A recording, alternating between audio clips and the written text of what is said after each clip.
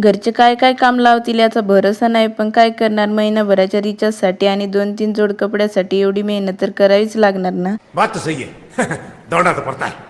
तर कसे आहात मित्रांनो, शेतात जाऊन बघितले तर पप्पांनी त्यांचं बेड बनवायचं काम चालू होतं आणि सगळ्या पट्टीत तर मल्चिंग टाकून झालं होतं. हीच एक पट्टी बाकी होती, त्याच्यातच आज आम्हाला मल्चिंग टाकायचं होतं. म्हटलं काम राहू द्या, चला पहिले जेवण करून घेऊ. जेवण झालं आणि आमच्या इकडे 2-3 दिवस एवढा पाऊस पडला ना की बेड पूर्ण झोडपून झोडपून सपाट करून टाकले होते. मग तेच बेड आम्हाला आज चांगले करायचे होते.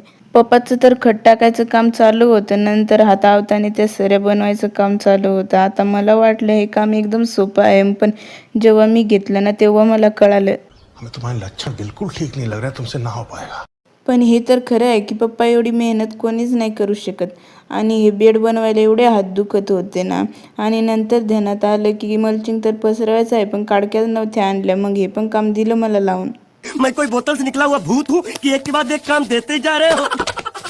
घरी येऊन काडके आणून आणि मल्चिंग पसरवायला सुरुवात केली. तर मित्रांनो, आजचा ब्लॉग कसा वाटला कमेंट करून नक्की सांगा. आणि व्हिडिओ आवडला असेल तर लाईक करा, नसेल आवडला तरी पण लाईक करा. भेटूया पुढच्या ब्लॉगमध्ये, तोपर्यंत बाय.